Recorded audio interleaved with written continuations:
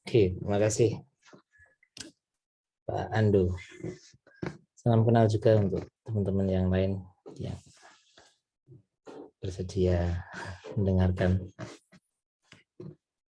Dan ini sharing kan ya, maksudnya kita ngobrol santai aja karena saya tidak akan berbicara tentang konsep materi atau apapun itu. Kita sama-sama belajar lah ya. Dan apa yang akan saya sampaikan adalah murni experience ya, experience dari apa yang sudah saya kerjakan sebelumnya. Mohon izin share, Pak Andu.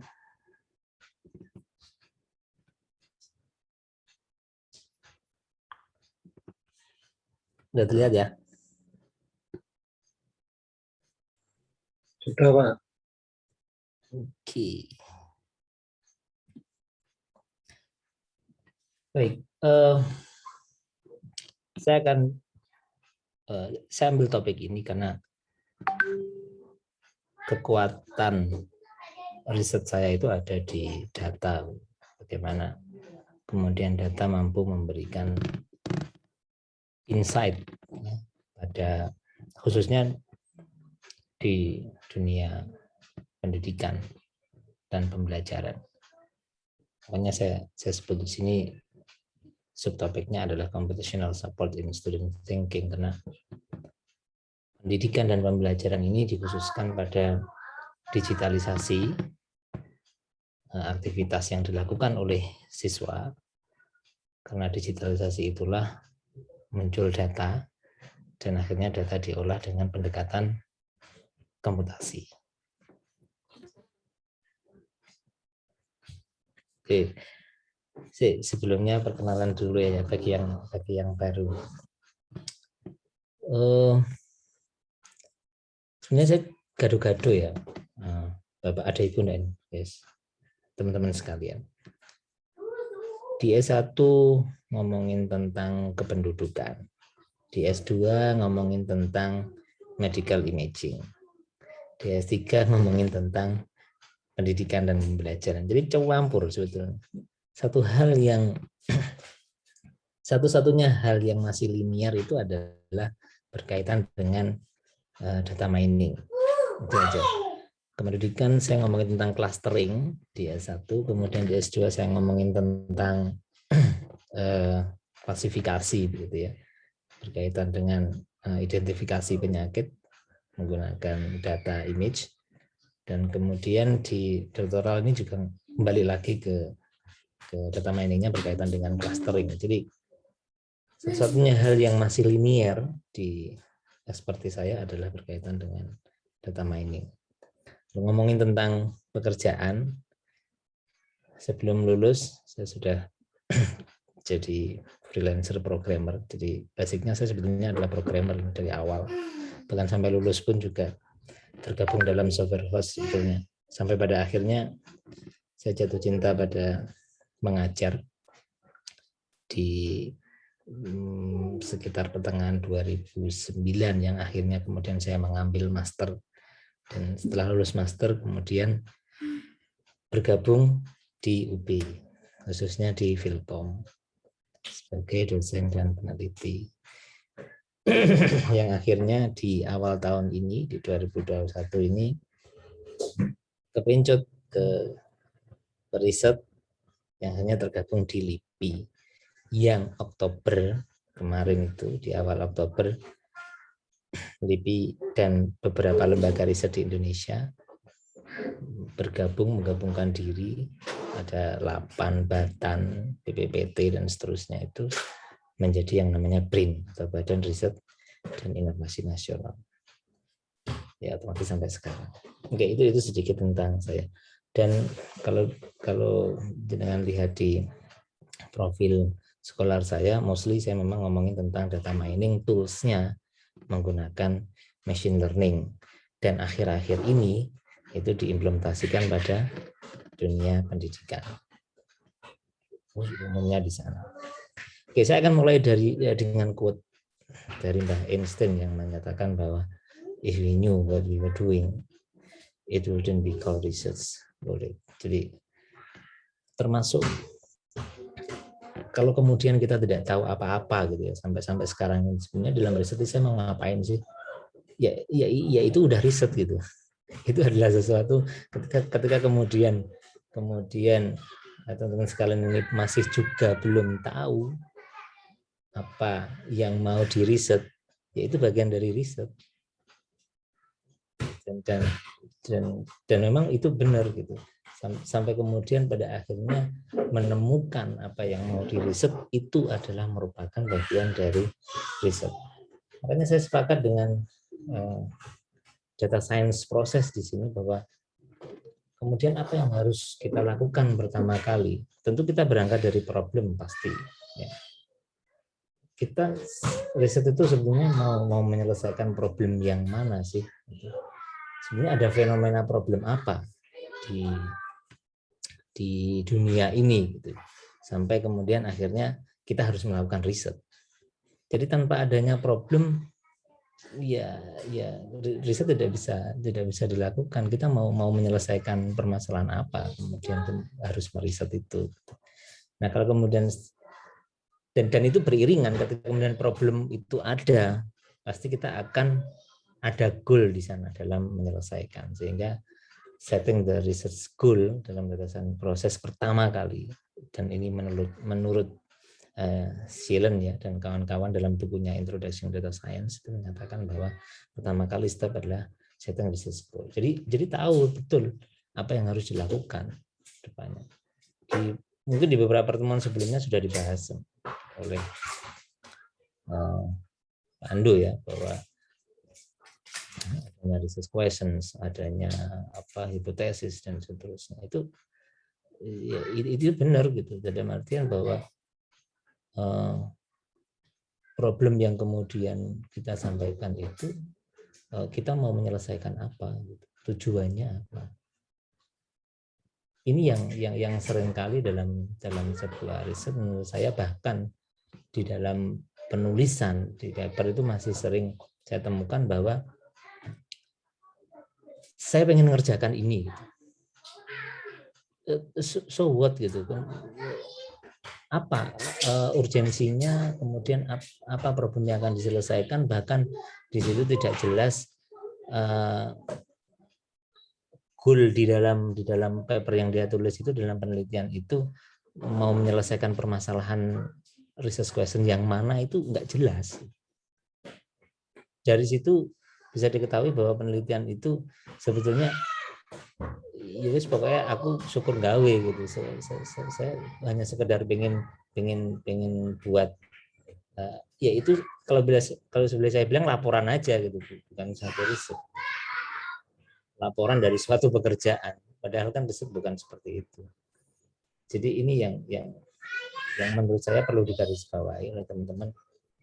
Artikulasi dalam menyampaikan problemnya itu harus jelas. Pastikan bahwa problem itu memang benar-benar problem, jangan suatu problem yang diada-adakan. Akhirnya jatuhnya pokoknya aku mau buat ini gitu. Untuk ini, apakah memang benar stakeholder itu membutuhkan itu gitu? Apakah memang benar-benar dunia bermasalah dengan itu? Nah, itu perlu dilakukan pengecekan. Itu yang awal kali harus diperhatikan menurut saya. Sehingga pasti dalam sebuah riset itu pasti akan muncul pertanyaan-pertanyaan yang kemudian menggelitik kita untuk encourage kita untuk mengetahui jawabannya. Ya, kalau di dalam riset saya itu mengatakan ya, hal yang paling penting pertanyaan ya dalam riset saya itu muncul ada beberapa, contohnya ini misalnya, how students think, bagaimana sih siswa itu dalam berpikir ketika mereka belajar. Ketika mereka belajar itu, perilaku belajarnya, gaya belajarnya, gaya berpikirnya itu seperti apa. Kemudian bagaimana mereka itu sampai akhirnya mengerti, karena pada akhirnya mereka mengerti memang. Tapi bagaimana, sehingga kalau kemudian kita tahu itu, maka itu bisa dijadikan sebagai benchmark. Itu bisa kita pelajari dan kemudian ternyata dengan gaya seperti belajar seperti ini itu akhirnya menjadi seperti ini. itu adalah suatu hal yang saya tertarik di sana dan ingin mengeksplor gitu, ingin mengekstrak. Apakah bahkan mereka menemui permasalahan di dalam belajar. Pertanyaan mendasarnya lagi, sebetulnya mereka dalam belajar itu mikir nggak sih? Itu adalah contoh-contoh sebuah pertanyaan yang kemudian dengan tools tertentu, kalau saya toolsnya menggunakan data dan machine learning untuk mengekstrak bahwa nanti kita akan menjawab beberapa pertanyaan itu. Nah, apakah ini penting? Pertanyaannya kan akhirnya kembali ke situ. Apakah ini penting? Ya tentu penting. Karena dengan mengetahui gaya belajar mereka, karena dengan tahu obstacle, ya deadlock mereka dalam belajar, kita bisa memberikan feedback yang tepat. Kita tahu bahwa setiap siswa itu memiliki proses berpikir yang berbeda-beda. Ya, gaya belajar yang berbeda-beda, ada yang kinestetik, auditory, visualis, dan seterusnya. Itu juga nanti bisa dikaitkan di sana. Kita tidak bisa memaksa bagaimana gaya satu belajar antara siswa satu dengan siswa yang lain. Tetapi kita bisa menggunakan support kita untuk mendukung mereka dengan gaya belajar masing-masing dalam belajar. Pentingnya di sana gitu. Jadi kita tidak mengubah gaya mereka, tapi justru cara kita menyediakan media dalam belajar itulah yang harus disesuaikan dengan kebutuhan mereka. Maka kemudian ada istilah self-regulated learning, ada istilah personalized learning dalam beberapa riset itu akhirnya munculnya ke sana. Kemudian mau dilingkar. Jadi akhirnya topik yang saya angkat ini adalah thinking of thinking. Jadi kita harus berpikir bagaimana mereka berpikir. Dan khususnya dalam riset saya itu, karena basic saya adalah data science, data mining, maka itu akan saya lakukan berdasarkan data. Dan berdasarkan FLIR tahun 2021 ya, 2018 bahkan sampai 2021 sekarang, education kalau diperhatikan di sana bahwa education menjadi salah satu dari top big data application. Artinya education itu, bidang education itu memproduce data dalam jumlah yang besar. Tidak hanya dalam jumlah, kita ngomongin big data berarti kan kita ngomongin istilahnya 5V's big data gitu ya. Ada volume, kemudian variety, velocity, ya, kecepatan, kemudian variety, dan ada terakhir adalah value. Jadi tidak hanya jumlahnya saja, tapi kecepatan data itu.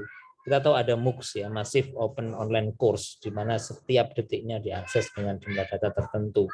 Video diakses, belajar di mana-mana, dan seterusnya. Maka education masuk dalam salah satunya. Ada healthcare, finance, dan seterusnya. Itu tentu e-commerce pasti ada. Education masuk dalam salah satunya.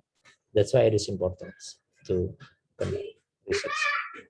Nah, di lab kami ada Pak Ando di sana, Pak Aryo, sensei kami, itu mempercayai, dan saya juga menyatakan itu, mempercayai itu bahwa learning adalah result of thinking process. Oke, poinnya adalah thinking process. Jadi sebetulnya belajar itu bukan kemudian langsung muncul tiba-tiba hasilnya ya. Oke, nilaimu 80. Oke, 12 nilaimu adalah 90. Tidak itu gitu. Belajar itu adalah tentang proses.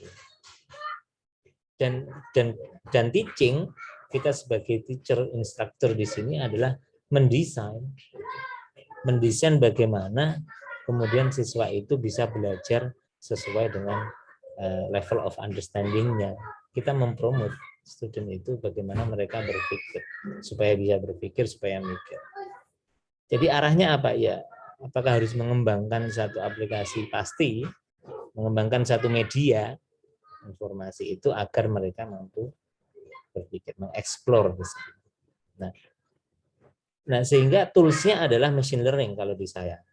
Sehingga kalau misalnya pengen cari di area riset saya, ya arahnya pasti ke machine learning in student thinking process. Keluar semua di sana. Sudah. Siapa saja yang ikut andil dalam mensupport di dalam riset area yang saya kerjakan itu pasti muncul semua di sana. Ini penting. Silakan nanti kemudian kalau teman-teman sekalian pengen tahu sih, saya punya topik nih, saya tertarik dengan topik ini. How fertile gitu, sehot apa gitu, semasif apa kemudian topik itu diminati oleh banyak peneliti yang lain. Silakan dicari di Google Scholar, di sana nanti akan ketahuan. Kalau kemudian kok sedikit gitu, saya kok nggak menemukan ya topik yang saya pengen cari. Ya ada dua kemungkinan, memang itu benar-benar baru atau topik itu masih belum banyak yang bermain di sana. Itu tadi yang pertama. Yang kedua, ya menurut peneliti yang lain itu tidak menarik untuk dikerjakan. Silakan itu dipikirkan ulang kalau memang tidak. Ya, silakan itu menjadi alat identifikasi bagaimana research area dari teman-teman sekalian itu bergejolak gitu dalam dunia penelitian. Nah, tentu dalam proses identifikasi bagaimana student berpikir ada berbagai macam tools ya. Kita bisa melakukan observasi, kita bisa melakukan kuesioner, interview, evaluasi, apapun itu bisa dilakukan dalam prosesnya. Nah, arahnya apa? Arahnya ya kita mengidentifikasi pasti yang mana yang high performance student, yang mana yang low performance student. Itu kalau kita mau membaginya menjadi 2, boleh dibagi menjadi 3, ada middle performance student, bagi menjadi 4, high middle, low middle, dan seterusnya. Silakan, itu adalah permasalahan bagaimana itu dikelaskan atau dikategorikan. Tapi ujungnya adalah kita mau mengelompokkan itu supaya apa? Supaya feedbacknya, umpan balik yang diperlakukan, supaya kita memberlakukan mereka itu secara adil. Enggak adil kalau kemudian yang siswa yang pintar itu dia sudah bisa tapi kemudian diajari suatu hal yang sama. Apa hal yang adil bagi dia? Kalau high performance student yang adil ya ditantang lagi, diberikan satu exercise yang menantang bagi dia. Itu baru adil bagi dia. Kalau low performance nggak adil kalau kemudian dikasih terus materi-materi dilanjutkan, terus soal-soal dikasih tantangan terus, nggak adil. Kenapa? Karena dia belum bisa. Yang adil bagi dia adalah dibantu, disupport. Nah, disitulah kemudian kita bisa membagi mereka dan mendudukkan mereka dalam level of understanding-nya dan kemudian memberikan support pada mereka supaya dia biar bisa belajar dan memunculkan potensi-potensi mereka. Nah, toolsnya adalah data science kalau di saya, sehingga dengan melakukan ya kita pasti menggunakan pendekatan scientific method lah ya, ada proses algoritma, saya menggunakan machine learning di sana, ada clustering, classifications, regression, and so on. Untuk apa? Mengekstrak knowledge and insight, itu intinya ya. Jadi tidak hanya kemudian ya sudah saya akan mengukur itu misalnya menggunakan pendekatan, saya akan mengolah data itu dengan clustering, kemudian saya dapatkan performa algoritma clustering saya mampu memberikan nilai akurasi yang bagus, sudah selesai. Tentu tidak. Tetapi ada kelanjutannya bagaimana tools yang kita pakai. Karena itu hanya tools saja. Machine learning itu hanya tools saja untuk mencapai goal-nya. Karena research goal setting-nya adalah mengekstrak knowledge dan mendapatkan sesuatu dari sana. Arahnya kalau di saya adalah mensupport siswa. Oke, ini adalah discovery cycles dari educational data mining. Kalau kalian perhatikan di sana bahwa satu hal yang harus ada dan penting adalah educational environment. Itu wajib udah. Karena mustahil, karena tanpa itu kita tidak bisa mendapatkan educational data. Dan kalau tidak bisa menggunakan educational data, kita tidak bisa mengolah pola dari data itu. So educational environment is very important in this area. Jadi harus ada, entah itu berupa e-learning, Moodle, Coursera, edX, atau bahkan kita meng-create media edukasi sendiri, itu adalah permasalahan tergantung bagaimana kita mau menyelesaikan objek yang akan kita research. Tapi mutlak itu harus ada. Nah, sehingga siapa yang menjalankan itu? Tentu siswa. Oke. Tentu subjek research kita, student, harus ada juga di sana.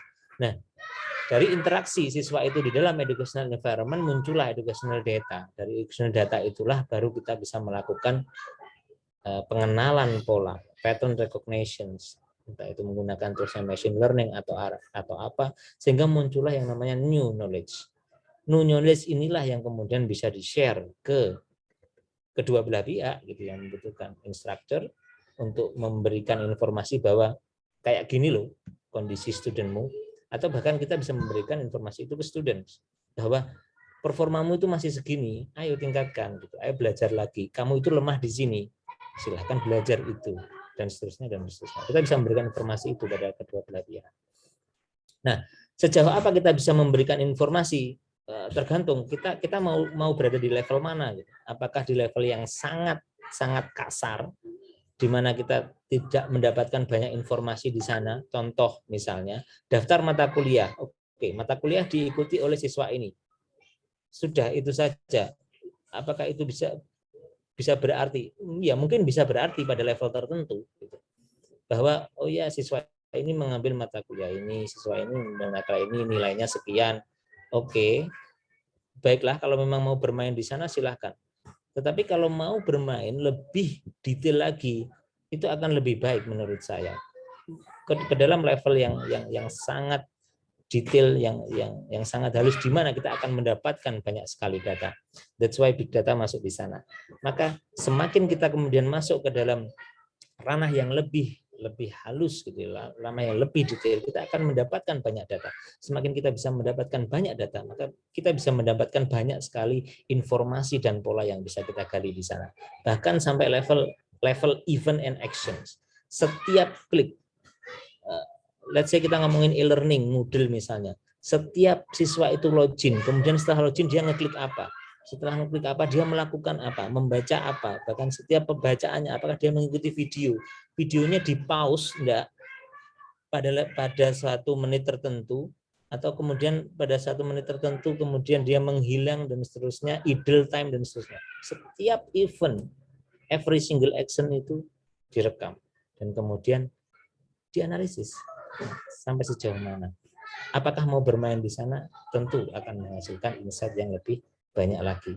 Sekali lagi, kita tidak kemudian langsung pokoknya ini ada data banyak, ayo mari kita ambil, kita analisis. Ya tunggu dulu, kita goalnya mau ngapain? Kita riset setting goalnya mau ngapain. Sehingga bisa jadi tidak semua data kita olah. Meskipun kita kemudian memiliki banyak data. Oke. Saya kemudian kembali tersentak pada quotes yang disampaikan oleh John Dewey yang mengatakan bahwa kalau kita menggunakan cara-cara yang lama, bahkan cara yang kemarin kita gunakan untuk kemudian mengajarkan, untuk memberikan pendidikan pembelajaran pada siswa kita, nampaknya kok kita zalim pada mereka. Sehingga langkah-langkah inovatif, langkah-langkah kreatif kita selaku, ya dalam hal ini researchers and lecturers ya, itu harus berpikir keras gitu. Thinking of thinking tadi, kita harus berpikir bagaimana supaya bisa menggali pemikiran dari siswa itu.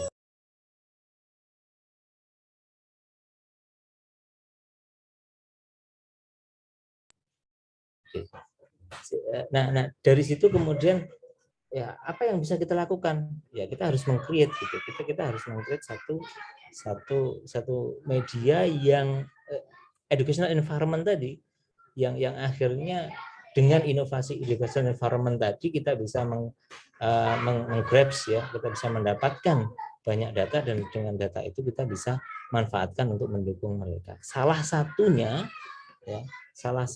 media pembelajaran yang kami create di ini pada saat studi S3 saya di Jepang adalah Monsakun gitu. Ini versi Jepangnya. Tentu kita akan membuat versi dalam bahasa yang lain gitu ya, bahasa Inggris tentunya, karena kita mengkonferensikan ini gitu. Jadi kita membuat versi bahasa Inggrisnya. Nah, karena kemudian kita bekerja sama dengan UPI pada saat itu, Universitas Pendidikan Indonesia di Bandung, dia punya yang namanya lab school. Saya kira di Malang juga ada ya, UM juga memiliki lab school. Nah, kita implementasikan itu di UPI. implementasikan itu di UPI dan sayangnya kalau di Jepang itu kelas 1 SD, kalau di mana di UPI tidak bisa, di Indonesia belum bisa diimplementasikan di kelas 1 karena berkaitan dengan kalimat ya, karena ini adalah soal-soal cerita matematika dalam bentuk kalimat, jadi ada yang bacanya belum lancar gitu ya, pemahaman terhadap kalimat itu juga belum lancar karena aplikasi ini memiliki asumsi bahwa para siswanya itu harus sudah tidak ada masalah dengan pemahaman kalimat. Oke ya, maka kita buatlah versi bahasa yang di Indonesia ini diimplementasikan ke kelas 3. Sebenarnya kelas 3 sudah tidak ada masalah lagi dengan pemahaman kalimat. Oke, let's say, mari coba kita bermain-main sebentar ya kaitan dengan ini. Nah, ini adalah soalnya, tantangan yang diberikan oleh kepada siswa. Nah, ini misi yang harus diselesaikan, yaitu membuat soal cerita tentang berapa totalnya yang bisa dihitung. Nah, kemudian dia disediakan ada sentence card di sini, kartu kalimat, yang mana dia bisa drag and drop masuk ke dalam, di sini ada composition area, pilih yang mana yang mampu menyelesaikan misi yang diinginkan, gitu ya. Sehingga kemudian kalau sudah komplit, diklik di sini, akhirnya muncul jawabannya, gitu ya. Jawabannya seperti apa? Oke. Mari kita bermain sebentar, gitu ya. Kalau misalnya ada soal seperti ini, kira-kira di sana ada kartu kalimatnya sudah saya kasih indeks. Kira-kira indeks kartu yang mana yang harus masuk ke composition area? Ayo kita bermain. Ini kelas 1 SD Jepang loh ya. Soalnya kelas 1 SD Jepang, kelas 3 SD. Silakan. Dan rotok interaktif loh ya. Aku lek jawab ngerti jawabannya. Mas Ando ojo lah seru ah, gak usah jawab. Yang lain mungkin ada siapa lagi? Agak mikir juga nih Pak. Mikir? Mikir. Gak biasa soalnya. Aku izin jawab. Mas Heri ada? Izin jawab. Monggo. Jawab. Kira-kira apa itu? Halo, Monggo. Mas Afif. Monggo jawab silakan. Ya, kayaknya itu 354. Sorry, 356. 356. 3 ke 1, 5 ke 2, 6 ke 3 ya. 3, 5, 6 ya? Nah. Yakin 3, 5, 6? Iya. Oke, yang lain. Ya Kak Wopo, kan itu hasil proses pemikiran toh.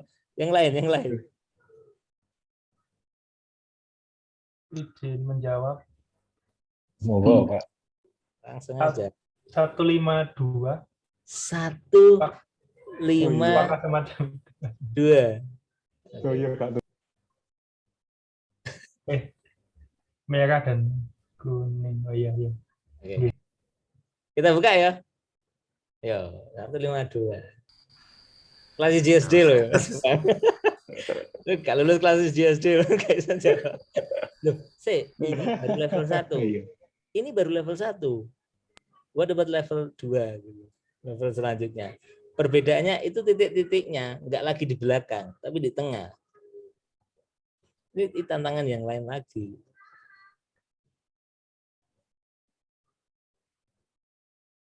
Kira-kira.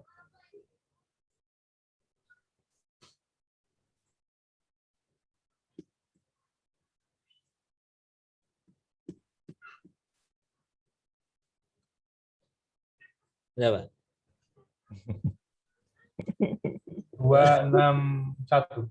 261. Oke. 6 anak sedang bermain. Titik-titik anak datang karena di plus.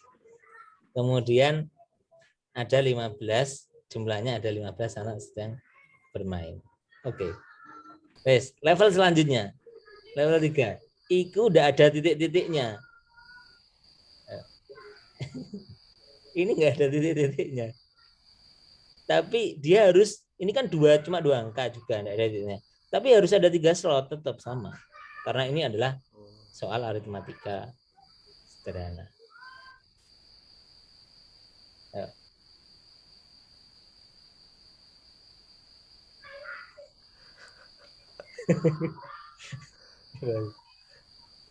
Ada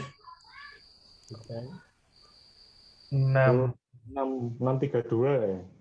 6 632. Oh, salah.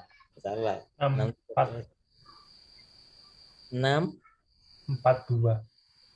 642.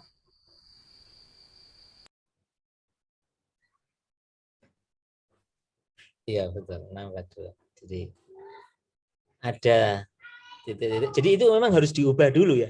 Harus diubah dulu dalam bentuk 8 itu kan yang terbesar. Karena berapa totalnya berarti kan ada plus kan. Jadi sebetulnya kan 3 plus titik-titik sama dengan 8. Aslinya kan ngono. Jadi ada 3 ekor kelinci putih, titik-titiknya hitam, terus jumlahnya putih dan hitam 8. Pertanyaannya kemudian, apakah kue mikir pada saat ngerjain aku? Kan ngono. Loh, kenapa pertanyaan ini muncul? Karena sangat memungkinkan bahwa siswa itu gak mikir gitu. Dia coba drag nyoba iki salah kan, terus diganti nih salah, diganti salah, ganti, pada akhirnya dia menemukan jawaban. Kan iso ae. Artinya dia gak mikir. Tapi pertanyaan ini perlu diajukan, kenapa? Supaya kita tahu bahwa ternyata dia itu berpikir. Sampai level mana dia berpikir dan seterusnya dan seterusnya. Untuk tahu itu bagaimana digitalisasi diperlukan. Bagaimana digitalisasi bekerja? Ya setiap aktivitas dia direkam di dalam media pembelajaran tadi. Supaya kita bisa tahu, supaya kita bisa mendapatkan data tentang itu. Nah, terus lewat digital bagaimana? Kita dapat log data. Oke ya, dengan interaktif learning itu. Terus log data gimana? Ya kita bisa melakukan menggunakan teknik machine learning misalnya clustering ya, dengan mengelompokkan itu. Dan itu juga sudah beberapa peneliti mengamini bahwa clustering student itu important gitu, to do. Sehingga tujuannya untuk apa? Supaya nanti bisa mengungkapkan bagaimana sih pola belajar mereka. Tidak hanya sekedar kemudian, oh iya, student ini sukses, student ini gagal, student ini sukses. Ya, saya kira pada akhirnya student itu sukses pada akhirnya. Tapi prosesnya gimana? Struggle-nya dia dalam mikir itu tadi loh. Itu ya apa gitu. Supaya kemudian itu menjadi benchmark bagi yang lain. Nah, pertanyaannya kemudian, mesti kudu ono iki research question iki kudu ono. Nek gak ono wis gak usah riset mesisan. Ya, research question itu harus ada. Jadi ada banyak sekali saya temukan beberapa paper ngomongin introduction, akhirnya terus ya saya mau mengerjakan ini. Terus opos, yang kamu mau cari itu apa? Terus kamu pengen tok gitu. Nah, kalau nggak ada sesuatu yang pengen kita ungkap, ngapain? Ada penelitian. Jadi harus ada itu.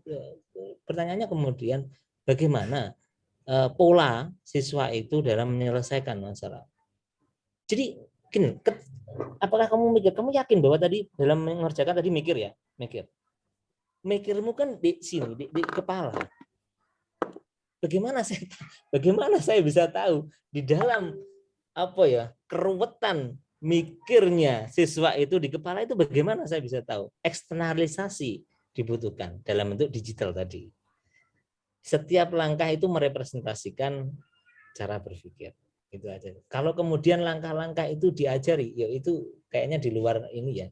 Kita asumsinya bahwa setiap siswa menghadapi suatu media itu dengan dia berpikir sendiri. Maksudnya sekarang kan zamannya online semua diajari ambek Bu Ane, diajari sama ibunya bapaknya kan bisa saja. Tapi ini tidak, itu di luar konteks itu. Ini adalah semua dikumpulkan, dia berpikir sendiri tanpa ada intervensi dari yang lain. Itu biar fairnya kayak gitu kondisinya. Kita harus mengkondisikan itu. Nah, ini yang saya sampaikan tadi, bahwa karena kita punya problem state space, kita punya suatu state yang limited gitu, bahwa pasti pergerakan mereka hanya seputar itu saja. Saya kira ini juga sudah disampaikan di pertemuan sebelumnya oleh Pak Ando, bahwa kita enggak open gitu. Kita membuat suatu media pembelajaran yang nanti akhirnya mau mengukur itu jangan sesuatu yang open ended question misalnya, bisa mengisi sembarangan, tapi kita memberikan limitasi kepada mereka, pergerakan mereka itu seperti apa gitu, sehingga kita bisa mengukurnya. Oke, in term of graphical approach, jadi dari sisi graphical kita bisa menganalisis bahwa kita punya problem state space, pergerakan mereka ketika misalnya initial state berarti kita belum memilih kartu apapun, state with one card berarti kita memilih satu kartu, meletakkan itu 2 kartu sampai akhirnya 3 kartu lengkap. Oke, kombinasi itu semua terjadi di sana. Nah, dan akhirnya saya menemukan ternyata memang benar ada klaster, ada kelompok siswa-siswa yang kemudian saya kategorikan menjadi smart. Why? Because they have limited steps to reach the goal. Jadi sangat cepat sekali dia mengerjakan, mungkin hanya 3, 4, 5, maksimal mungkin 9, 10 langkah saja udah selesai. Itu kemudian saya kategorikan dengan smart cluster. Ada lagi, ini siswa yang pokoknya dicoba semua, ya kan? Oke, saya informasikan bahwa bundaran itu menunjukkan bahwa semakin besar bundaran, berarti susunan itu sering banyak dibuat. Semakin besar garis, berarti line dari misalnya 00 ke 004, berarti banyak sekali mulai dia memilih indeks kartu keempat dari tidak ada. Begitu seterusnya. Nah, kalau ruwet gini, saya nyamakan dengan adventures, dia kayak melalang buana perjalanan semua, bahkan hampir semua susunan itu dicoba oleh mereka. Ada juga klaster yang saya sebenarnya ini peer to peer, karena apa ya? Dia bulat di dua susunan yang dia kayak bingung. Ini bener enggak ya? Oh ya bener. Bener enggak ya? Selalu di sana. Saya namakan dengan itu. Dan terakhir, ini yang paling berbahaya. Saya sebutnya dengan cyclic cluster. Seolah-olah kemudian dia terjebak pada sebuah lingkaran setan di sana, akhirnya di pikirannya ini kasihan ini siswa kayak gini. Dia mikir bulat aja, menurut dia itu benar tapi padahal salah. Coba lagi, benar salah. Tapi ya kartu itu aja. Meskipun pada akhirnya dia menjawab yang benar. Yang benar itu adalah 1, 2, 3 ini susunan yang tepat. Nah, saya sebut itu sebagai dia trap state in thinking. Jadi terjebak dalam pemikirannya, itu menganggap bahwa benar tapi padahal sebetulnya adalah salah. Nah, siswa-siswa kayak ginilah yang perlu dibantu, perlu kita support. Kita harus tahu. Nah, tahunya yaitu kita menggunakan tools data science di sana. Sehingga kemudian kita bisa mengembangkan, ada di sini adalah Monsakun sistem yang lama, kemudian ada proposed sistemnya, jadi kita bantu mereka dengan memberikan dinamisasi soal. Jadi kalau misalnya siswa itu sing pinter, yowes ditantang dengan soal-soal yang lebih sulit. Tapi kalau kemudian siswa itu menghadapi permasalahan yang kayak gini terutama, itu coba kita permudah soalnya. Kita ambil 1 kartunya. Kalau tadi ada 6 kartu, kita coba kurangi jadi 5. Nah, jadi kayak misalnya ada kuis biasanya itu 50-50 atau apa itu. Jadi dikurangi. Jawaban yang salahnya dibuang 1. Supaya membantu mereka. Oh, ternyata membantu dari kebuntuan, terus akhirnya nanti ditantang lagi yang lebih. Itu yang kemudian saya maksudkan dengan mensupport mereka melalui data. Oke, itu in term of graphical ya. Sekarang in term of machine learning approach, saya menggunakan clustering di sana. Ini adalah gambaran data siswa yang tersebar. Titik-titik itu adalah titik-titik ID siswa. Gambarannya seperti itu. Nah, kemudian dengan teknik clustering tertentu, kemudian kita mengelompokkan itu sehingga terbentuk suatu kelompok. Misalnya di sana ada 28 klaster dari 39 data, akhirnya kita perkecil lagi menjadi tinggal 10 kelompok. ini loh siswa-siswa dengan kelompok-kelompok tertentu. Kalau tadi di graphical saya menemukan 4, hanya menggunakan pandangan visual saja. Kalau ini menggunakan clusters, ya machine learning, meskipun ada sedikit visual intuition juga. Nah, akhirnya kita bisa mendapatkan analisis di sana bahwa apa yang menyebabkan bahwa kelas itu memiliki apa ya? Begini. Fitur apa sih? Fitur ya. Apa fitur ya? Sebab apa yang menjadikan mereka ngelompok jadi satu? Contoh misalnya, yang pertama itu sebabnya itu karena time taken misalnya yang merah itu. Kenapa? Time taken-nya itu rata-rata dia 700 second. Jadi kelompok itu adalah kelompok yang waktu mengerjakannya itu lama. Rata-ratanya 700,5 detik. Berapa menit itu? Hitungan dewe lah. Nah, kemudian jumlah error ada yang hijau itu dia ngelompok jadi satu kelompok karena jumlah errornya ya lumayan banyak, itu ada 17,75, 18 lah kali kesalahan yang dia lakukan. Dan seterusnya. Mengapa kemudian dia mengelompok itu ada di sana. Nah, itu kalau sudah kemudian saya coba ambil satu kelompok di sana. Saya pengen tahu sebetulnya mereka itu ada progres enggak sih? Ada satu peningkatan enggak sih? Saya ambil satu kelompok di sana. Satu kelompok yang highest number of step tadi, ya. Di sana ada ID 17 sama 37. Itu di soal pertama. Soal kedua, ternyata yang ID 17 luar biasa. Dia di soal kedua itu enggak ada error. Oke. Yang 37 masih menemui kendala. Dia waktu terlama dalam menyelesaikan. Masih ada kendala 37. Akhirnya di tas kedua yang 17 tadi yang no error itu menjadi salah satu kelompok yang best performer. Nah, sedangkan yang 37 kalau diperhatikan di sana time duration-nya below the average. Below the average time duration. Jadi cepat sekali dia menyelesaikannya. Meskipun masih memiliki banyak langkah. Jadi cepat banyak langkah tapi udah benar. Nah, kalau dilihat di sini perhatikan bahwa ada progres yang menunjukkan mereka belajar dari soal satu ke soal selanjutnya. Aja. Terus gak usah mikir jeru-jeru. Poin saya nggak di situ. Poin saya adalah saya membuktikan di sini, pengen membuktikan bahwa ya dengan evidence data driven base itu membuktikan bahwa ada peningkatan belajar untuk mereka itu lebih baik lagi. Oke.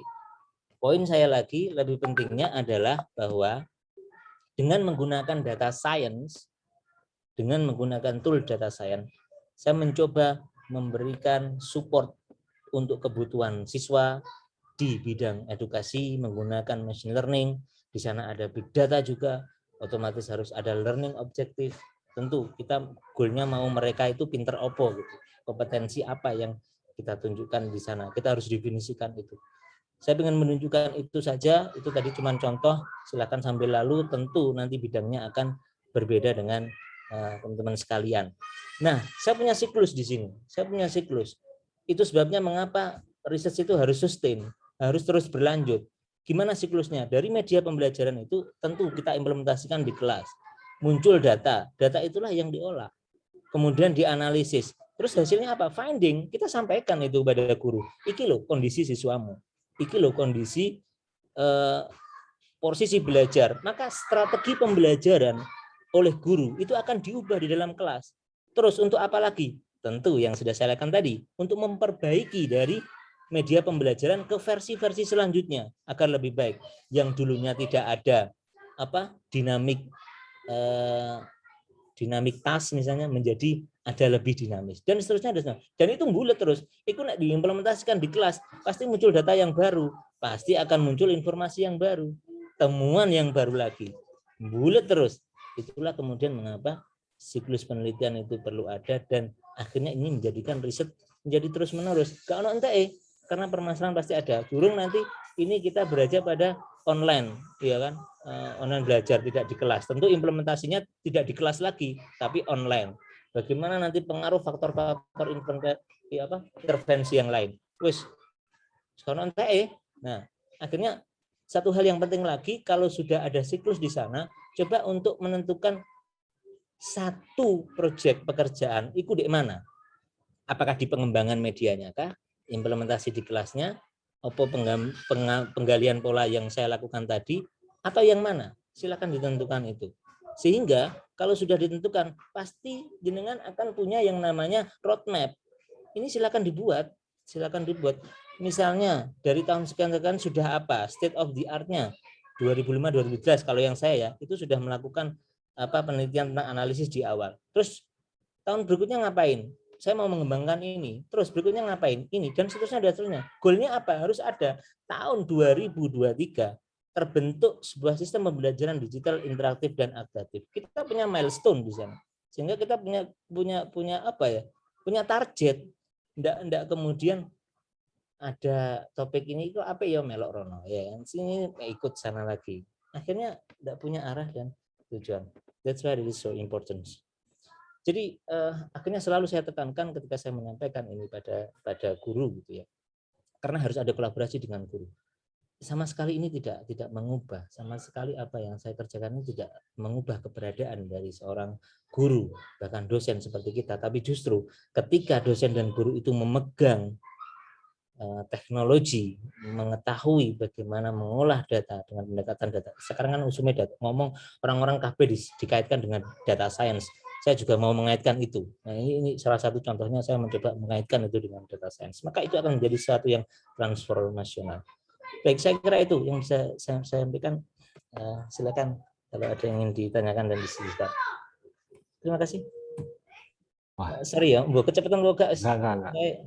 Sangat inspiratif banget Mas Afif. Kayaknya membuka pemikiran teman-teman di sini semua. Ternyata nggak harus wah-wah banget ya.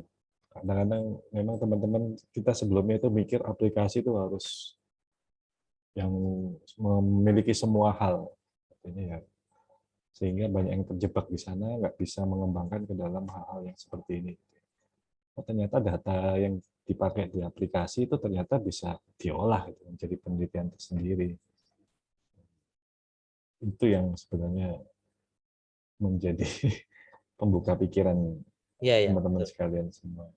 Oke. Monggo, Bapak, Ibunya nggak ada. Oh, ada Ibu Anissa kayak tadi. Bu Prima. Kalau ada yang ditanyakan, monggo.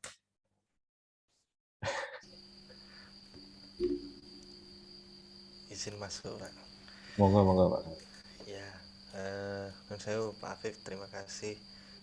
Tadi mohon maaf bergabungnya terlambat sekitar 20 menitan, jadi masuknya di tengah-tengah. Saya emes juga terkait dengan penelitian yang Pak Afif sampaikan. Ternyata ya hal seperti itu pun juga bisa menjadi ranah penelitian, betul jadi katanya Pak Bani tadi. Nah, terus kemudian mungkin bisa bisa sharing juga Pak, ketika kita memiliki sebuah topik penelitian itu tadi kan jenengan di akhir juga menyampaikan membuat roadmap dan kemudian ada tujuan akhirnya. Mungkin bisa diceritakan Pak, untuk menemukan tujuan akhir itu bagaimana? Apakah prosesnya itu mulai dari ketika kita melakukan A, terus kemudian ketemu ini, saya ke sini, terus kemudian setelah ke sini menemukan yang lain ke sini, atau ditentukan dulu ini terakhirnya mau ngapain dulu gitu, nanti ditarik ke belakang gitu. Mungkin itu dulu Pak, yang lebih general ya. Saya akan jawab yang kedua. Ya, pilihannya yang kedua, Mas. Pilihannya yang kedua, yaitu kita tentukan goal akhirnya. Kalau bisa itu, apakah bisa jadi itu sebuah mimpi gitu, sebuah mimpi yang akhirnya, tapi mimpi itu bagaimana bisa menjadi kenyataan, breakdown-nya di sana. Ini saya kebetulan ngasih contoh 5 tahun saja, karena ini kaitannya dengan proposal. Proposal di tahun 2020, saya harus menunjukkan itu. Nah, proposal tapi bisa jadi ini ditarik sangat jauh sekali mimpinya menjadi 10 tahun ke depan, karena kemudian tidak mungkin itu diselesaikan dalam 5 tahun. It is okay gitu. Jadi mimpinya apa, saya pengen buat sesuatu yang boleh tadi bisa dikatakan mimpi yang besar. Kalau saya memiliki sistem pembelajaran digital interaktif dan adaptif gitu. Jadi adaptif mampu menyesuaikan dengan siswa. Itu yang saya pegang. Kemudian bagaimana saya bisa menuju ke sana, baru ditarik ke belakang. Sampai pada akhirnya ke belakang itu adalah tahun ini, taruhlah misalnya tahun 2021 sekarang, ditentukan aja. Misalnya di sini akhirnya diganti menjadi 2021 dan sebelumnya modal apa yang dipunyai. Kalau misalnya 0 bagaimana? Ya udah bilang aja tidak ada modal, tidak ada masalah. Tapi akhirnya kita bisa ketahuan jadi, oke, target tahun depan apa? Tahun depannya lagi apa? Tahun depannya lagi apa? Sampai akhirnya menuju ke sana. Jadi bukan dari bawah ke atas, tapi kita dari goal terus ditarik mundur, seret. Dan akhirnya kita punya apa sekarang? Seret. Jadi dari awal ini, terus kemudian kita punya ini, terus tengah-tengahnya ini yang kemudian kita tentukan. Nah, kita mau 5 tahun, mau 10 tahun itu tergantung dari kemampuan. Harus realistis juga ya, realistis juga. Kita punya beban mengajar, kita punya beban akreditasi, borang, nah, itu harus realistis sehingga jangan sampai kemudian menentukan target yang dalam 1 tahun itu sangat muluk kemudian tidak terselesaikan.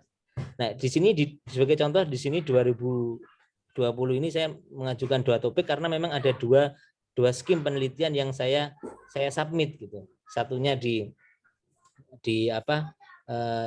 pada saat itu hibah doktor, kemudian yang satunya di DIPA unggulan fakultas gitu. Jadi ada 2 skim pendanaan, akhirnya kemudian bisa saya split 2. Terus sopo pasukanku mahasiswa. Ya. Kita juga di dalam borang itu akan borang akreditasi itu akan tampak bahwa sejauh mana dosen melibatkan mahasiswa dalam penelitian. Itu akan menjadi tolak ukur penilaian juga untuk institusi. Jadi terus kemudian ya mereka kan di sini saya bisa meluluskan 1 master 3 S1 dari ini 2020. Jadi breakdown ini kemudian bukan waduh, mengangkat tak kerjakan ya apa ngelulan. Kita punya pasukan, ya kan? Kita punya pasukan. Termasuk ini nanti kita ngobrol di sini tentu kan tidak hanya sekedar ngobrol dan sharing kan. Kita coba sharing topik, nanti kalau ada satu topik yang cocok dikerjakan bareng, ayo kita garap bareng. Nah, disitulah kemudian kita bisa bagi-bagi pekerjaan dan kemudian kita bisa menentukan goal. Misalnya setahun bisa 2-3 pekerjaan bersama yang bisa kita lakukan dan kita bisa mendeliver itu pada pasukan kita yang ada di belakang yang siap mendorong kita dan mereka akan menyelesaikan tugas akhir tesis mereka juga. Simbiosis mutualisme saya kira. Institusi juga dapat.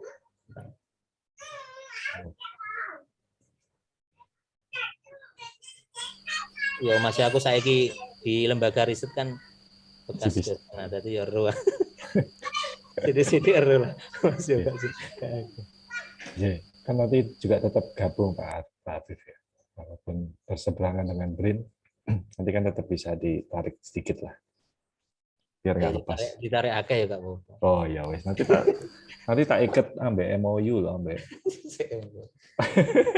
Iya, itu juga meningkatkan masing-masing institusional, baik BRIN ya wes. sama institusional juga akan mendapatkan manfaat di sana. Siap-siap paling ini tak kirim draft. Siap. Paling ya kepala penelitianku juga pasti akan senang kalau ada banyak MOU. Target DE kan menjadi terpenuhi kan. Siap. Betul. Masih dekanmu lah yang duwe target. Semakin banyak penelitian pasti akan banyak publikasi. Senang deh ya. Siap Mas Pak Afif. Jadi ini sebenarnya kita sudah berjalan sudah hampir 2 bulan Pak Afif diskusi ini.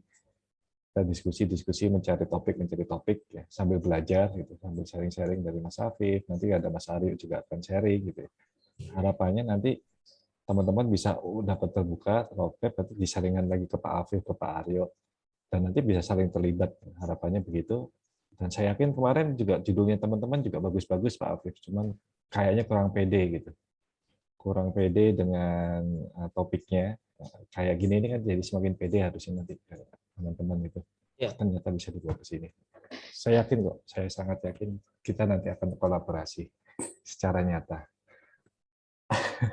Oke, ya tidak apa-apa, keren itu nanti topik-topiknya apa. Pokoknya intinya pastikan itu masalah, dan masalah itu adalah benar-benar masalah. Betul, betul. Ada lagi yang tanyakan? Monggo. Pak Prima. Saya kurang nyantol. Jet lag. Iya. Monggo, Tapi Pak. ya, mirip sih Pak ya, apa mbak sing wingi kan. Ini kan topiknya di sekolahan ya. Lek di codingan pasti akan lebih ini lagi sih, kayak misalnya apa dibuat kayak tadi itu pasti lebih ruwet lagi pikirannya mahasiswa.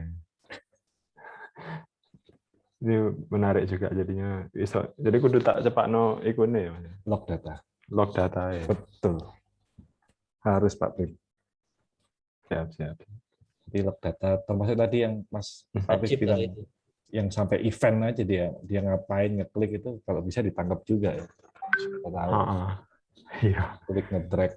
Iki sik di ekore pucuk 2015 sih. Iya, ekornya kan prototipe enggak apa-apa Pak Prim. Yang 1-2 aja prototipe, gitu. Prototype. Nanti kalau sudah tahu prototipenya kan bisa mulai dilengkapi. Nah, kalau melihat siklus ini sebenarnya kita bisa menentukan.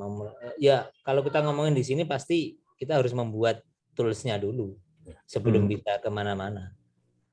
Kalau sudah punya toolsnya dan itu kalau di research di lab kami di UB itu bidang yang bisa masuk ke sini adalah DLM, itu digital learning media, jadi bagian mengembangkan digital learning. Kemudian ada LXD, itu adalah sekarang kan zamannya user experience ya. User experience. Kita user interface itu bagian dari user experience.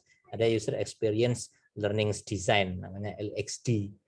Jadi memang benar-benar bisa difokus pada interface, ya bukan interface ya, user experience berkaitan dengan persona aktor, dia sampai memahami mental model. Kita pernah ngomong tentang mental model.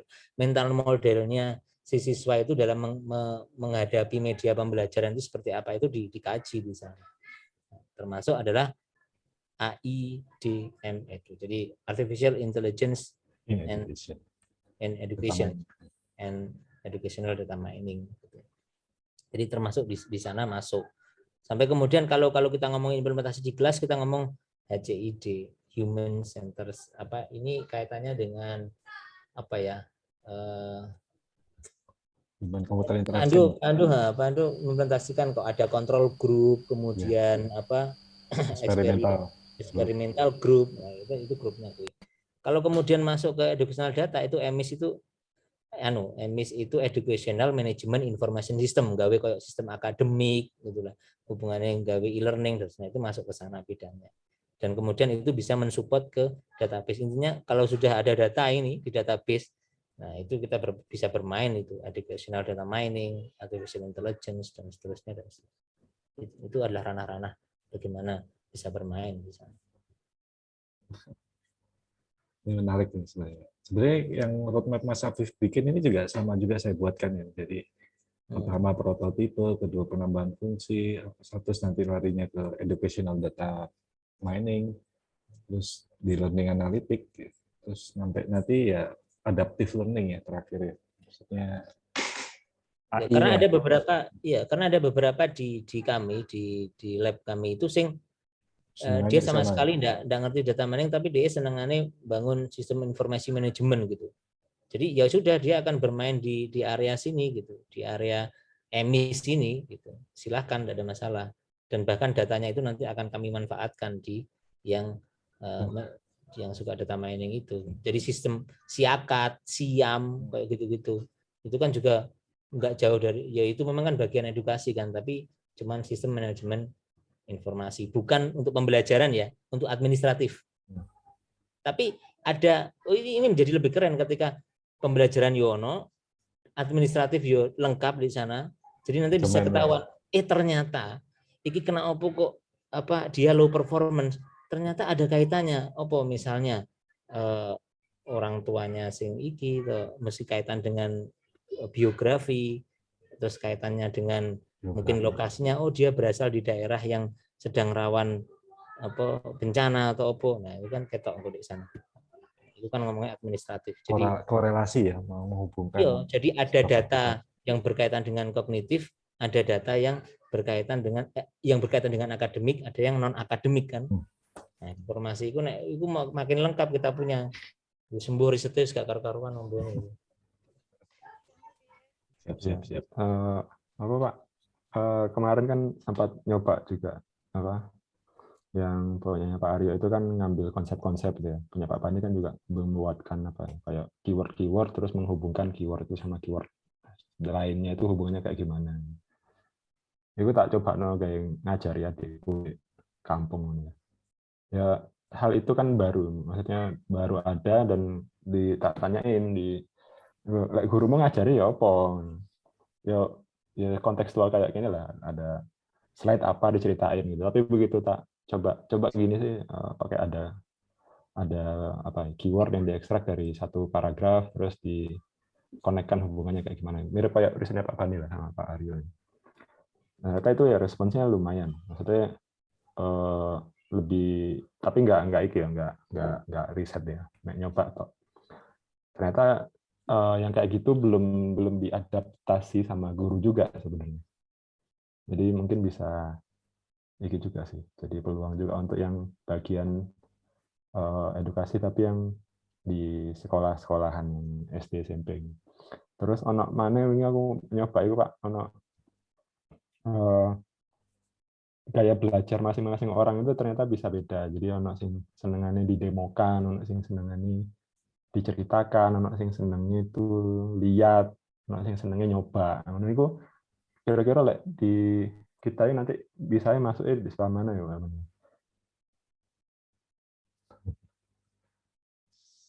Sebenarnya jeru. Ya sebenarnya tetap ada kelemahan ya, kayak yang di sistem saya itu audio visual ya, tadi yang suka melihat itu dapat masuk, terus experience-nya juga dapat yang suka mencoba-coba, tetapi ada yang tidak, ada yang mendengarkan suka mendengarkan apa ya kinestetik, auditori ya. Nah, sebenarnya bisa ditambahkan lagi, kemarin di build itu juga ada yang namanya auditori dimasukkan video, jadi menghubungkan ini terus videonya apa gitu. Jadi dia mendengarkan juga penjelasan. Nah, itu juga untuk menjembatani kebutuhan-kebutuhan itu, Pak Prima. Nah, itulah kenapa alasannya aplikasi ini kita pasti akan berkembang terus ya. Seperti yang Mas Aryo lakukan itu dengan membuat apa namanya semi automate ya. Jadi dia sistem mengekstrak sendiri info-infonya gitu, lantas menjadi suggestion guru gitu ya Pak Aryo ya. Dan guru mempermudah guru dalam mengekstrak informasi yang sesuai gitu. Nah, itu juga bisa dilakukan gitu ternyata. Nah, jadi cukup satu tools misalkan ya, kita bilang satu tools itu sebenarnya long lasting riset gitu. Sampai sekarang Mas Arya juga melakukan apa namanya kolaboratif sampai apa ya benar-benar interaktif kolaboratif ya Mas Arya ya. Jadi dengan tanpa ada di dalam kelas itu mereka bisa melakukan itu ya Mas Aryo ya. Ya intinya tuh berangkat dari problem yang kita lihat pada saat sistem atau software itu digunakan. Kurang lebih kayak gitu lah. Jadi misalkan kalau kita kadang-kadang kan kita nggak tahu ya sebenarnya ada masalah apa sih yang dihadapi sama orang yang lagi belajar, sama guru. Kalau kita nggak benar-benar nyemplung ke situ gitu. Jadi ya kita coba lihat hal-hal sederhana saja. Sebenarnya apa sih yang siswa rasakan sulit, guru rasakan sulit, terus dan kita juga kalau memang kita minat untuk risetnya di bidang teknologi pembelajaran ya, teknologi yang membantu proses pembelajaran. Ya, kita solve masalah-masalah yang dihadapi pada saat belajar itu. Dan kalau yang riset yang saya lakukan di sini ya, pertama ya memang saya coba support gurunya untuk membuat media pembelajaran, membuat konten pembelajaran. Dan yang kedua, kebetulan juga pas lagi musim corona, di mana kelas nggak bisa dilakukan, harus remote. Nah, saya bikin sebuah media, sebuah sarana di mana proses pembelajaran itu tetap bisa dilakukan secara kolaboratif, walaupun tidak dilakukan di kelas. Seperti itulah. Tapi yang dibahas itu sendiri ya, dalam konteks risetnya, itu bukan pengembangan softwarenya itu sendiri. Gitu. Tapi problem solvingnya, apa yang diselesaikan dari situ. Gitu. Bukan proses pengembangan sistemnya itu sendiri. Jadi kalau kemarin dari apa ya, diskusi-diskusi sebelumnya kalau saya lihat dari YouTube,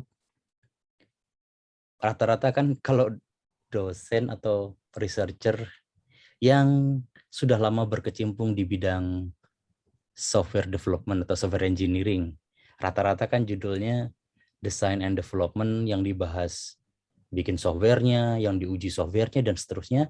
Justru malah masalah yang diselesaikan oleh software itu tidak terukur. Nah, itu yang kayak semacam menyelesaikan permasalahan yang salah risetnya gitu. Tapi bukan berarti itu tidak boleh dilakukan, tidak bisa dilakukan. Kenapa? Lah buktinya, saya sendiri judul disertasi saya adalah Design dan Development. Walaupun yang dibahas secara detail di dalamnya itu bukan proses pengembangannya itu sendiri. Gitu loh. Lebih ke desain pembelajarannya Pak Arya, desain and development, proses pembelajarannya. Ya istilahnya dengan sebuah desain dan pengembangan sebuah sistem, apa yang kemudian bisa diselesaikan dan sejauh mana problem yang diselesaikan oleh sistem itu bisa terselesaikan gitu. Oke. Jadi judulnya dengan isinya nyambung gitu ya? Iya, jadi memang judulnya desain dan development. Tapi yang dibahas bukan proses desain dan development-nya, tapi apa yang memang sebenarnya diselesaikan di situ gitu. Berarti nanti 2 minggu lagi Pak Aryo nih jadi pembicara bisa bisa sharing gimana itu design and development yang menurut Pak Aryo maksudnya bisa menyelesaikan. Teman-teman butuh banyak sekali masukan Pak Aryo. Lebih dekat sebetulnya kalau saya kan langsung jelas wis ada data diolah. Kalau Pak Aryo kan memang benar-benar from scratch gitu. Benar-benar desain dan develop. Kalau saya barangnya udah ada datanya, olah. Tapi yang seperti tadi dibilang ya, effortnya itu lebih berat daripada yang riset yang dilakukan seperti Pak Afif ya, karena memang datanya sudah ada. Maksudnya datanya sudah ready, kita tinggal ngolah, ya udah kita risetnya dalam pengolahan itu.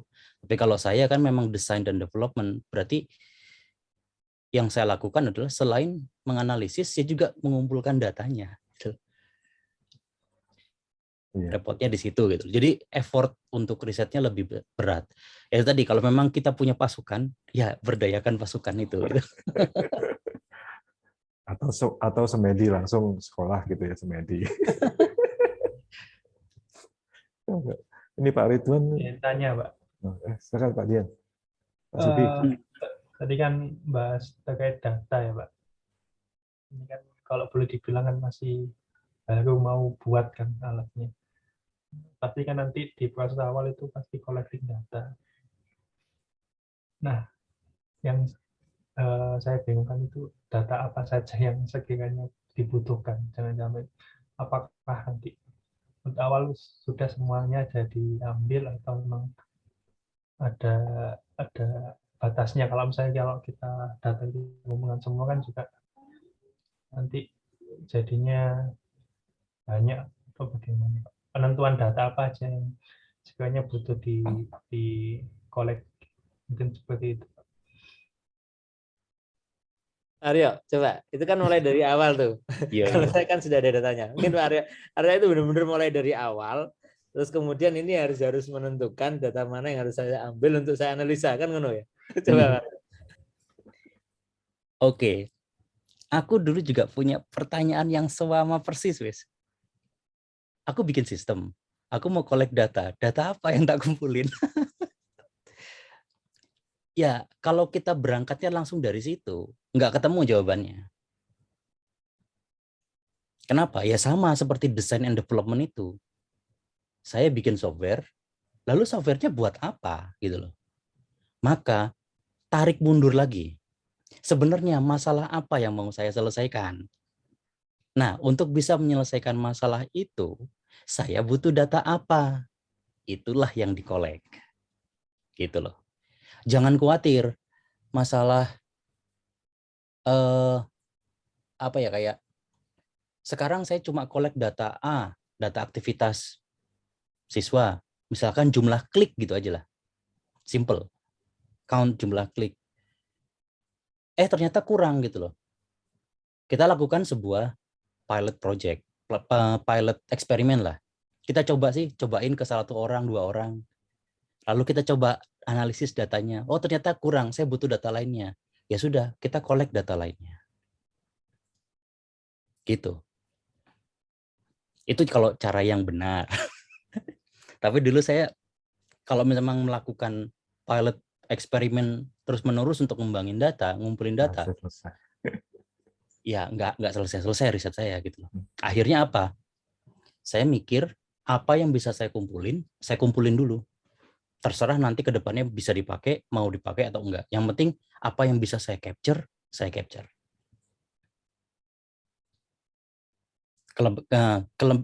Kelebihannya apa? Saya punya data banyak. Kekurangannya apa? Saya punya sampah yang banyak juga gitu loh. Iya, loh, saya bikin sistem di sini dibikinin sama Sensei sebuah server VPS. Kapasitasnya dikasih 80 giga. Datanya itu cuma data teks loh, data log aktivitas. Sekarang yang dikolek udah berapa? Sudah 60%. Berarti sudah lebih dari Ya 60, ya sekitar 50-60 giga sudah. Apakah itu semua datanya kepake? Enggak. Bisa dibilang yang kepake cuma 10% aja, 90%-nya sampah. Ya seperti itulah. Mungkin Jadi saat ini sampah, Pak. iya mungkin, tapi kan kita nggak tahu ke depannya seperti apa. Iya. Kita bisa gali-gali, kalau bahasanya eker-eker lah. Iya. Loh, dari data yang kita bilang sampah itu kalau memang kita mau eker-eker ya, kalau kita mau gali lebih dalam, itu kita bisa menemukan sesuatu yang syukur-syukur bisa jadi paper. Ya, Jadi tergantung objektifnya. Kolek aja. Saya yakin bisa jadi itu. Bisa kok. Ya. Objektifnya aja tentukan hipotesanya dulu ya. Iya. Tinggal Ngapain? kita cari masalahnya apa sih. Lalu data masalahnya itu bisa kita selesaikan, bisa kita jawab dengan data apa. Loh, masalah itu mau loh, sampah itu loh, masalah itu. Iya. Iya. Masalah itu bisa menjadi sampah, bagaimana kemudian kita bisa mengurangi persentase dari 90% menjadi tinggal 50%. Iya wis. Di recycle. Gelem ah. Aku punya datanya banyak kok. Tapi ya aku nggak tahu itu bisa dipakai apa enggak gitu loh. Dan tergantung ya apa yang memang mau kita cari dari situ. Pertanyaan apa? Atau kita ingin mengetahui apa. Kemarin saya sempat diskusi pas konferensiat kemarin ya Mas Afif. Iya.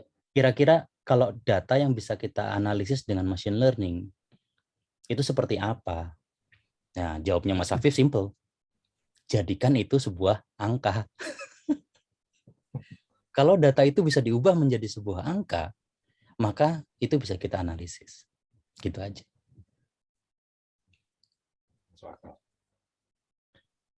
Karena riset itu pada dasarnya adalah angka. Quantify. Kalau mau gampang ya, Ya, kebetulan kita berada pada paham kuantitatif. Iya, Defined penelitian kuantitatif. Kuantitatif. Ya, itu akan berbeda cerita kalau yang kualitatif. kualitatif itu. Tapi saya bukan ranah itu. Jadi yo makanya tak arah nomor uno, Mas. Quantifying terus. Ya wis kalau pengen anu, Iya. wis digitalisasi, wae angka. Karena saya adalah berada di makomnya adalah madhabnya adalah madhab. Tapi Ya, rata-rata kalau teknik ya gitu lah. kalau dibilang kualitatif, kuantitatif itu kalau kita risetnya lebih ke kuantitatif, pembuktiannya gampang. Pertanggungjawabannya gampang karena eksak, angka. Tapi kalau kualitatif itu sifat subjektifnya sangat besar.